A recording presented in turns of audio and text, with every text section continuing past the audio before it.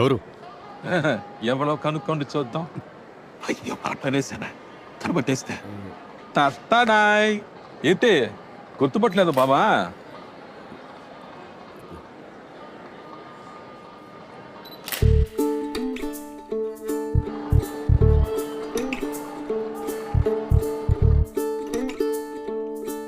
Bathroom ఎక్కడుంది?